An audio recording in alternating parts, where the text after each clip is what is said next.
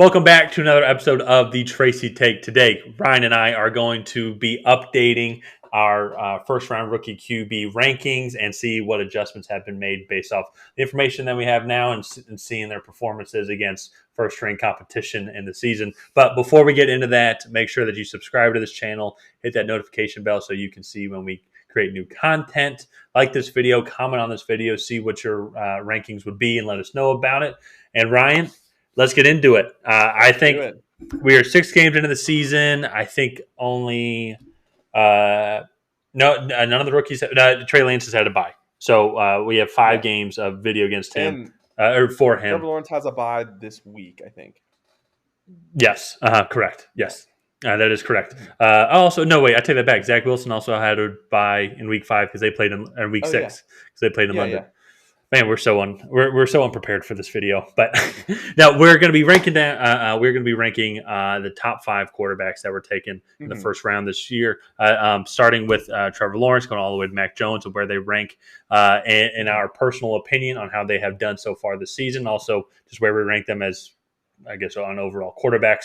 But Ryan, we do want to give out an honorable mention because this is a guy that we did talk about, especially when we did the Houston Texans draft review and season preview. We did talk about Davis Mills. All things considered, I think he is holding up well considering the situation that he is in. Not like if it wasn't for Tyrod Taylor and Brandon Cooks in week 1, the Texans would be on their way to most likely in 0-17 season, but they won the first week. And since then, the team has really struggled. Clearly, which it's a lot of off the field issues, a lot of organizational issues, a lot of player personnel issues, and then also on top of that, then a lot of on the field issues as well. And they're clearly going to be in a rebuilding mode. Yeah. But we want to give a shout out to Davis Mills. He is performing fairly well through 5 games. I believe he has started in 4 games. He has 912 passing yards, and he has, if I'm not mistaken, he has a 5-7 touchdown interception ratio, which isn't horrible. He does not have a lot of weapons. In Houston. Brandon Cooks is a phenomenal receiver on a horrible team, and other than that, not really too much. And hopefully, if he gets Danny Amendola back, at least be another option that he can throw to. Yeah, for him to get there. But with all of that considered, we're going to get into the video, and let's start out with Trevor Lawrence. So Trevor Lawrence, his stat line right now, he's 129 for 216. 1,465 yards, 7 touchdowns, and 8 interceptions. A lot of highs and lows with him. If you watch, he'll make a really great pass, and then a few plays later, he could just throw a pick.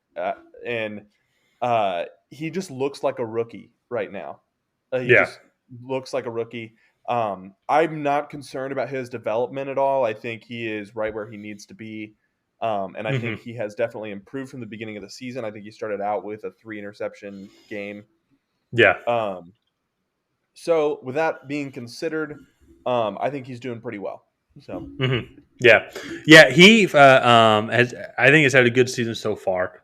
For him, I have him second on my list right now. Okay. And a lot of that I think is just. His overall poise, I think, controlling the Jacksonville offense. They are a very weak team. I thought he handled himself very well and controlled that Jacksonville offense against Miami and London last week to get their first win. I think that helped out a lot. I think he's making the improvements that he needs to make, especially with what you said. Yeah, he does have a 7-8 touchdown interception ratio, but 3 of those were in the first week against Houston with a team with a very weak defense. It's going to be fun to see him play Houston again. I'm pretty sure later in the season. I think it's one of the last games that they play. And it's going to be like a true benchmark. Like how well has he improved? How well has these teams improved? And I think he's on his way. I think that they can beat Houston, especially with the team that Houston's putting out on the field now. But for me, he is second right now. He is second in overall in the rookie passing yards. His completion percentage is a little concerning to me. He has only completed, let me just make sure I got this right, 129 of his 216 pass attempts. I didn't do great in math, but I'm pretty sure that's around 65, 64%. You want to see that get higher, and that was something that was really important to me. No, that's not quite at – well, actually, it might be. Oh, yeah, it is. It's about 64%. I would think completion percentage. It's closer to around 60. It might be 60 even actually, so it might even be worse than that. So it's 59.7. 59.7. Okay, so even Yeah. worse than what I was saying. I was trying to be generous. Yeah. That to me, I think, is a piece that he really needs to improve on. And I think once when that happens, and he starts maybe hit some check down guys more, just moving the chains, avoiding those interceptions, you might start to see this Jacksonville offense change, and they might actually start winning some more games. Yeah. And that is one of the things that Jacksonville does that I think some of these other teams don't do all the time is they throw the ball down the field more, Mm-hmm. thus putting Trevor Lawrence in a position to have more incompletions. Yeah. I have Trevor Lawrence ranked as the third best QB so far. That is right now where I think he still has the highest floor of all these guys. I just don't know if he's quite he's not just fully developed yet, and that's what I think it's going to take. Might be Mm-hmm. another season or two before he really starts to shine. Yeah, well, it's going to take another season or two for him to develop, but also then the organization to keep developing. Yeah, And exactly. yeah, and so moving on though to the gentleman that was drafted second by the New York Jets, Zack Wilson. Zack Wilson, obviously, we all know the shaky start that he had. Did not really perform very well. He's on I would say probably the weakest of the teams, and actually not probably. He is on the weakest of the teams. I think Yeah, Jacksonville is better than New York. Both teams are on the up and up. But that being said, though, he has dropped a little bit in my rankings. I have him third in my rankings. I think there is just that transition period. Uh, he is. I think he's got a worse completion percentage than Zack Wilson. I think he's about 55%. He has about 300 fewer passing yards. He has a 4-9 touchdown interception ratio. Especially with, I think he had 4 interceptions against New England. That was week 2. mm-hmm. I think he had several against Denver. Really, after that Denver game, though, they beat Tennessee. Then they had a tough game against Atlanta, and then they did just come off a bye. But the Tennessee and Atlanta game, he looked much, much better. He did throw a pick against Atlanta. That was a mistake, but you're going to see that in rookies. I think it's just just being patient, making those boring plays that are not fun, but are, I mean, that's why Tom Brady's the GOAT. You see, like, he hits the check down guy all the time because if guys aren't open in 2 seconds, he gets rid of it. And I think that's something that he's learning to develop. And so, what has been your overall thoughts on Zack Wilson and his progression that he's been making? So, coming out of the preseason, I was really high on Zack Wilson. I had him at number 2 of the 5 first-round quarterbacks. And right now, I have him at 5 out of the 5 first-round quarterbacks. Wow. I think what he showed in the preseason to now, it looks like he's regressed. I know the level of play has gone up. But just from what I've seen from him, he just mentally hasn't grasped the NFL concepts yet. Yeah. And especially against New England, and I know New England probably threw a ton of crazy looks at him. But there were just throws that, like, he threw the ball up, and he threw it up like a guy was streaking wide open down the sideline, and Mm-hmm. like it looked like, when you watch it now, it looked like a punt, and he just Mm-hmm. threw it right to a New England safety. And there's just, for me, too many of those plays. I know he's played one less game, but he's 360 yards behind Mac Jones, 350 yards behind Trevor Lawrence. Um, just am not quite seeing the development that I wanted to out of him. And he has a large enough sample size to have some causes for concern Yeah. uh, for his growth in the future. So right now I have him at 5 out of 5. I think that will turn around. I think he just has to get in a more NFL mindset. You say this term, but just play boring football. Just Mm-hmm. hit the check down, hit the slant over the middle. Don't try and roll out of the pocket and hit Corey Davis for a 55-yard touchdown. That works one time a game, maybe. Yeah. Yeah. So it just, again, playing boring football and doing that. But Yeah. I think there's still hope, just some concerns and some kinks he has to work out of his game. Okay. But up next at number 3, we have Trey Lance going to the 49ers. He has the smallest sample size out of all of these guys. And that kind of affected some of my rankings. So right now he is 25 of 48 for 354 yards, 3 touchdowns to 1 interception. He also has 27 rushing attempts for 133 yards and another touchdown. Mm-hmm. So I have him at 4th out of the 5 guys. Okay. Mainly because his completion percentage is just below 50 or just above 50%. His yards are slightly skewed because he has 1 completion for 76 yards and a touchdown. Mm-hmm. That was just a complete blown coverage. So that for me is skewing some of his stats. And again, he also has a small sample size, but in that one game that he started, the 49ers struggled. And just, I don't know, just he didn't necessarily pass the eye test, and statistically he's doing okay Mm-hmm. in everything except completion percentage. But just some things to improve on. He's also the youngest guy, has the most room for growth, and was probably the rawest of all 5 of these guys coming in. So the fact he's not last, I think, is a win for Yeah. the 49ers. Yeah.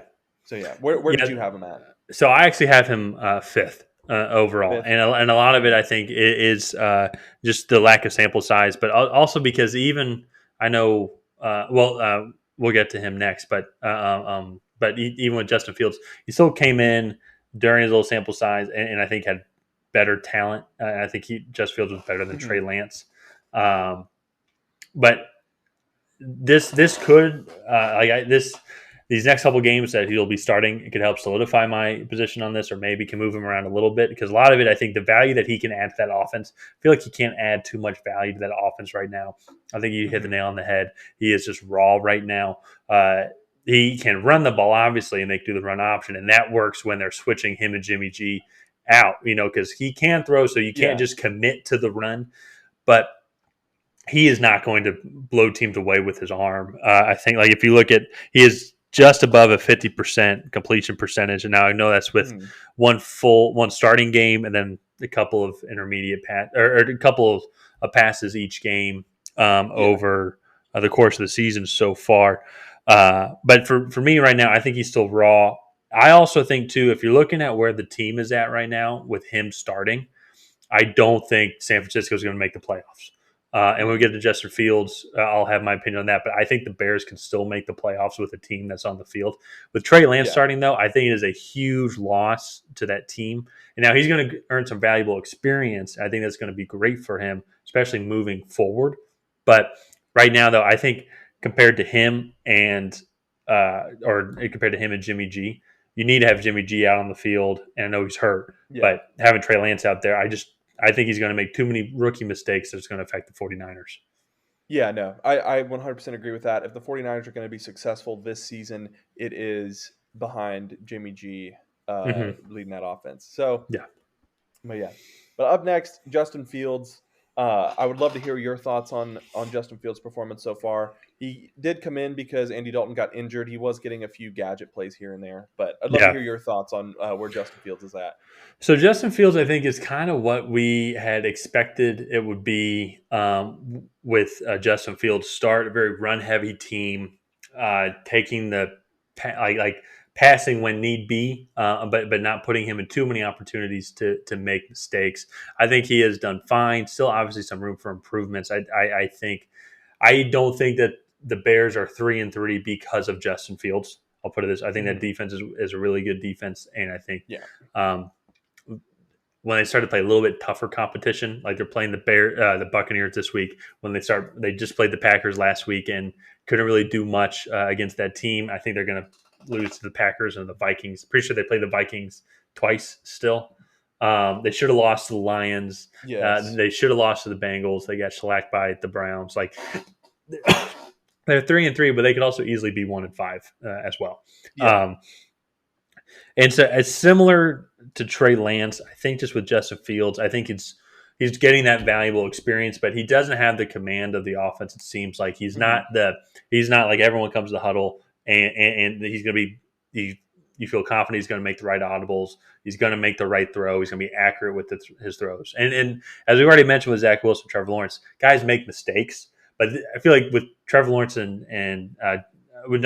with Trey Lance and Justin Fields, it's a little bit different. It's not only like they're making the mistakes, but they're mistakes that should have been figured out in college. I think Fields still has an accuracy issues, which is one of the reasons why they're not passing the ball as much. Now they have a good run game, obviously, but with Justin Fields, I have him fourth. I think he hasn't gone up in my list because he can prove to be a game manager for the Bears right now, and they are contending for a playoff spot. I don't think they'll make it, but still some room for improvement. He's doing kind of about what I expected he would be doing right now.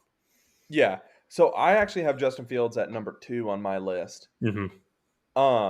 His completion percentage is something to be concerned about. I don't think he's necessarily the most accurate passer. And he is a very good down the field passer, but where he struggles oddly is with like the short to intermediate balls that sometimes he just sails over guys' heads. But where I've been most impressed with him is actually in his ability to protect the football. I mean, his stat line in his few starts has looked something like 15 for 24 for 180 yards, 1 touchdown, 1 interception. Like that's like kind of a general idea of what his games have looked like. And he's just not like he has 1 interception a game, but all of these guys pretty much have, except for Lance, who's literally made 1 start. And for me, his ability to run the football right now and use his athleticism is still a huge threat. And I think from where he is in the preseason and when we graded him in the preseason, when he was struggling to go through his reads and struggling to stand in the pocket, he looked like he was just waiting to run, to now on the eye test, he actually looks like he's somewhat progressing through reads, hitting checkdowns, and somewhat leading an offense. And so his growth for me from the preseason to now is what I guess spurred me to go with him at number 2. Yeah. But does that make him in your eyes though better than Zack Wilson, Trevor Lawrence? Because you have Zack Wilson 5, and if you look at the amount of pass attempts though between the two, I mean Zack Wilson's almost double. Like he is going to have more interceptions and than Justin Fields. And as you can see, just watching, the reason why Justin Fields only has so few pass attempts, and I think it's because they're not throwing it as much. Yeah, they're not throwing the ball because they don't trust him to throw the ball. Yeah. Quarterback's got to be able to throw the ball in today's age. Even Lamar Jackson is at almost 1,700 passing yards, and he is a run-heavy quarterback. And would my rankings be different if Justin Fields was on the Jets and Zack Wilson was on the Bears? Yeah, probably. But I have to go off of what I see and what the number, like what they've done so far. And right now, Zack Wilson throwing 9 interceptions in he's only actually played 5 games. Yeah. That to me is a huge cause for concern, whereas Justin Fields has actually showed some progression in being able to manage and run an NFL offense. So okay. All right. Yeah. No. That for me is why he goes up. It's not necessarily because of the numbers, because right now all these guys kind of have shitty numbers. But yeah, all relative. Yeah. The reason why for me Zack Wilson is above Justin Fields is, he's made those mistakes, but we know his passing ability going in, and you just know when rookie QBs make that step, there's going to be more mistakes at that learning curve. And Justin Fields seems like he's not even at that point with the Bears. Like the Bears don't want him throwing the ball. Like they only throw the ball in necessary passing situations. Other than that, like they don't want to throw in the ball, and that's kind of that's one of the deterrents for me on him going up higher in my ranking on not just obviously his performance where the team's at, but I guess just his overall development as well. And so one of the things that I will say too, I think the Bears have better weapons. I would take Allen Robinson over Corey Davis. When David Montgomery's healthy, he's out there. So I think the Bears are also adopting a different style. The Bears also have a defense that they can rely on that the Jets don't. The Jets have to put up points, so they have to throw it. Yeah. The Bears can win games 20-17, because they have a defense that can hold the other team to very few points. So it all comes down to the scenario. Again, if Zack Wilson was on the Bears and Justin Fields was on the Jets, I think it would be a different scenario. But I have to go off what I see. Yeah, no, I get it. But kind of move on to the last guy, which we both have as number 1. It's going to be your New England Patriots, McDonald Jones. And to me, this was I first had, not gonna lie, I think it was close to me between Mac Jones and Trevor Lawrence, only because of just the running game that Trevor Lawrence allows, that brings to the table. But if we're looking at overall command of the offense and just overall ability as a quarterback, Mac Jones has more passing yards on less passes. He's got just shy of a 75% completion percentage. He's got a 7-to-6 touchdown ratio. A 7-to-6 touchdown interception ratio. If I'm not mistaken, one game with 3 picks as well in that. No, I think he had one with 2. I don't know. One with 2. I don't remember. Okay, but still, you were talking about Justin Fields and his ability, protect the football. I think with how Mac Jones to me is looking like already a veteran NFL quarterback. Mm-hmm. He makes his reads and he hits the check down guy. Already what we have talked about with Zack Wilson. He moves well in the pocket. He's not going to kill you with his run. He can go run for a first down if no one's in his way. But he looks like he's the most polished veteran quarterback right now, and I think he controls that New England offense better than any of the other quarterbacks control their offense. No, and I have him at number 1 too. I am slightly biased, but as a Patriots fan, I've watched every single snap so far, and the Patriots honestly have not really done a whole lot to even help him get to this scenario. I don't think that the Patriots are as talented on the offensive line as they thought they would be. He's getting beat up every single game. There are multiple hits that I could think of that would end a 35-plus-year-old season. Like that Randy Gregory hit that he took against Dallas on Sunday, that would put some people's lights out. Like he's a tough kid. And another thing too, people say, "Oh yeah, but it's dink and dunk Mac and Jones, or it's Mac check down Jones." He's averaging almost 10 yards a completion. Yeah. That's really not much more than what you could ask for. 10 to 12 is probably somewhere in the league average. So, and if he's just below that, then fine, so be it. That's fine. But that's the system that New England wants to run. He doesn't really have any elite weapons outside of the tight end, but they're still building chemistry. And so I've been really happy with Mac Jones so far. Yeah.